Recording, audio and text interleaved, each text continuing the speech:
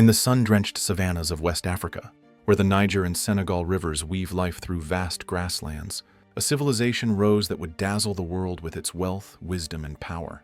The Ghana Empire, centered in the region of modern-day Mali and Mauritania, was a beacon of prosperity and cultural brilliance from the 4th to the 13th century CE.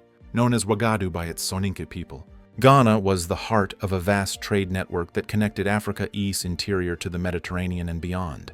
The Ghanaian people, with their ingenuity, resilience, and vision, built an empire that shaped African history and left a legacy of economic innovation, cultural richness, and communal strength. This is the saga of Ghana, a tale of gold, glory, and enduring influence, driven by extraordinary leaders and the collective spirit of a remarkable people. The story of the Ghana Empire begins in legend, shrouded in the oral traditions of the Soninke people.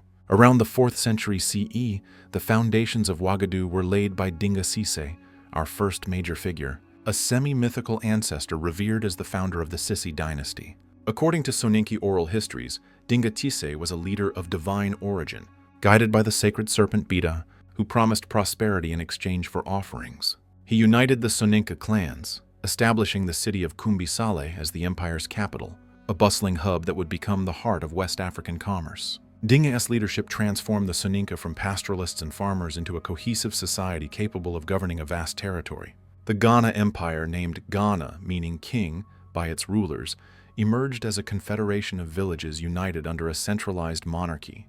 The Soninke people, skilled in agriculture and animal husbandry, harnessed the fertile lands along the Niger River to grow sorghum, millet, and rice, supporting a growing population. Their reverence for ancestors and spiritual traditions, centered on the serpent Bida, fostered a sense of unity and purpose. The Ghanaian people were resourceful and innovative, developing ironworking techniques to craft tools and weapons that strengthened their economy and defenses. Their early trade networks, exchanging salt, gold, and agricultural goods with neighboring tribes, laid the groundwork for Ghana's rise as a commercial powerhouse. Dinga Cisse's legacy was not just a kingdom, but a vision of prosperity through unity, setting the stage for Ghana's golden age. By the 9th century CE, the Ghana Empire had grown into a formidable state, its wealth fueled by control of the trans-Saharan trade routes. The empire's golden age reached its peak under the rule of Tenkamenin, our second major figure, whose reign is celebrated in oral traditions and chronicled by Arab travelers like al-Bakri. Tenkamenin was a master of governance and diplomacy, overseeing an empire that stretched from the Senegal River to the Niger Bend, encompassing parts of modern Mali, Mauritania, and Senegal. Tenkamenin's reign was marked by prosperity and sophistication.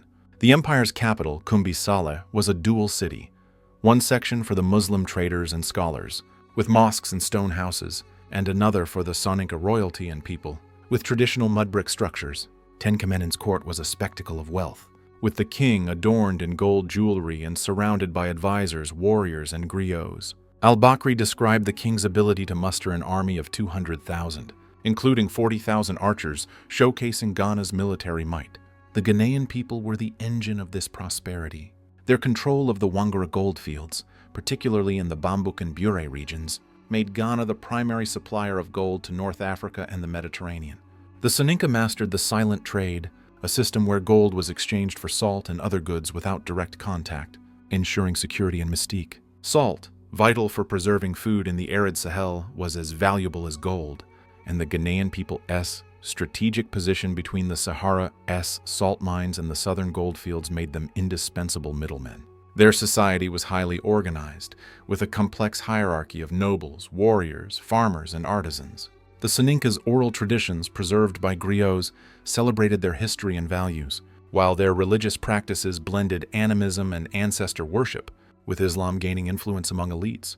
The Ghanaian people's ability to balance tradition with innovation, adopting Islamic literacy for trade while preserving their cultural identity, made them a dynamic force in West Africa. The Ghana Empire's power rested on its ability to defend its wealth and trade routes. Kayan, Magan Cisse, our third major figure, is a legendary ruler credited with consolidating Ghana's military and territorial dominance. Though details of his reign are steeped in oral tradition, Magan is celebrated as a warrior king who expanded the empire's influence, subduing neighboring tribes and securing control over key trade routes. Under Magan, the Ghanaian people honed their military prowess. Their armies, equipped with iron swords, spears, and bows, were supported by cavalry, a rarity in the Sahel. The empire's wealth allowed it to maintain a standing army, supplemented by levies from vassal states. Magan AS campaigns against the Berber tribes of the Sahara and the Mandinka to the south ensured Ghana's dominance over the gold salt trade, which brought luxury goods like silk, glass beads, and manuscripts to Kumbisale. The Ghanaian people's ingenuity extended beyond warfare. Their artisans crafted intricate gold jewelry and pottery, while their farmers developed irrigation systems to maximize yields in the semi-arid Sahel. The empire's markets bustled with traders from as far as Morocco, Egypt, and the Songhai region, fostering a cosmopolitan culture. The Soninka's hospitality and fairness in trade earned them respect. As Arab chroniclers noted, the empire's justice system, where disputes were resolved by royal courts or traditional councils. Magan's reign exemplified the Ghanaian people's resilience. Their ability to govern a diverse empire, balancing the interests of Soninka clans, vassal tribes, and Muslim merchants, showcased their diplomatic skill. Their spiritual life, centered on the sacred serpent Bida, reinforced communal bonds, with rituals and festivals uniting the people in shared purpose. By the 11th century, the Ghana Empire faced new challenges: climate change, which dried the Sahel, and growing competition from neighboring powers. Sumanguru Kante, our fourth major figure, was not a ruler of Ghana, but a king of the Soso people, whose actions precipitated the empire's decline. Sumanguru, a powerful and ambitious leader, sought to dominate the region's trade routes. Around 1203 CE, he attacked Kumbisale, capturing the capital and weakening Ghana's authority. Sumanguru's rise revealed the vulnerabilities of an aging empire. The Ghanaian people, though resilient, struggled with internal divisions and external pressures. The Almoravid movement, a Berber Islamic dynasty from the north, had earlier disrupted Ghana's trade networks in the 11th century, pressuring the empire to adopt Islam more fully. While some Soninke elites converted, many clung to traditional beliefs, creating tensions. Sumanguru's conquest exploited these fissures, sacking Kumbisala and imposing Soso rule. Yet, the Ghanaian people's spirit endured. Their cultural and economic foundations, trade networks, gold production, and oral traditions remained intact, influencing the rising Mali Empire.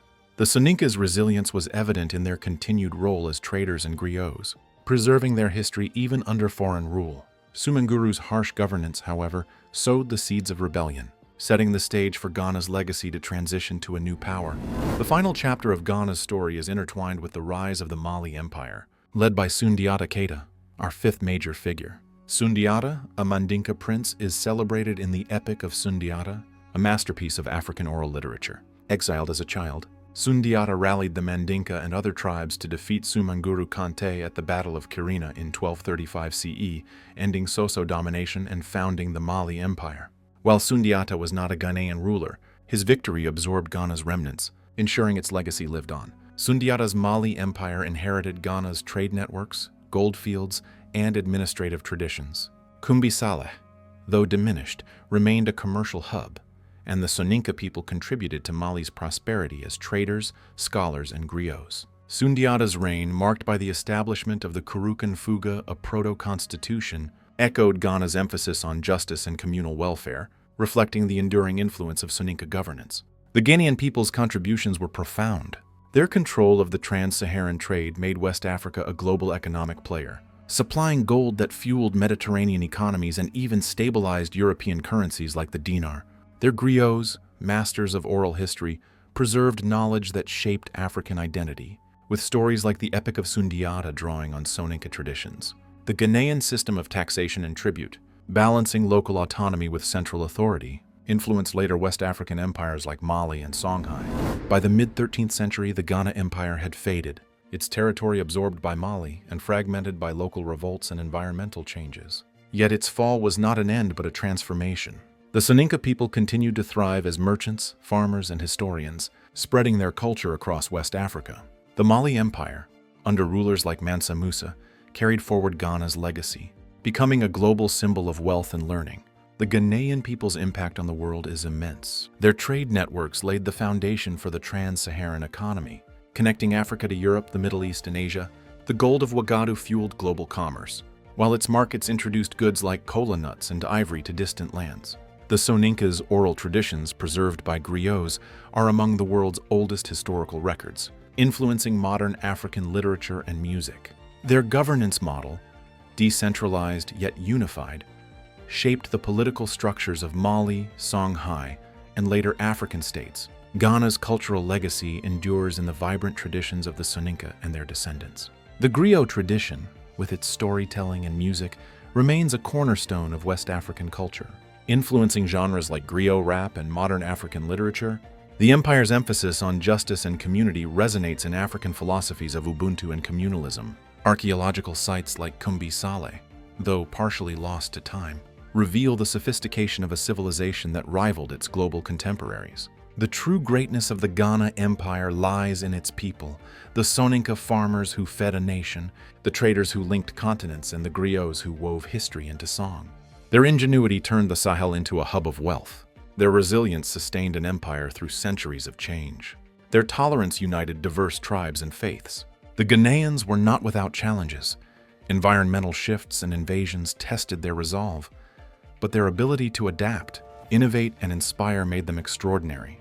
From Dinga Cisse's unification to Tenkamenin's prosperity, Kayan Magan's strength, Sumanguru's challenge, and Sundiata's transformation, the Ghanaian people built a legacy of economic power, cultural richness, and communal spirit. Their gold-shaped economies, their stories shaped identities, and their vision shaped Africa's place in the world.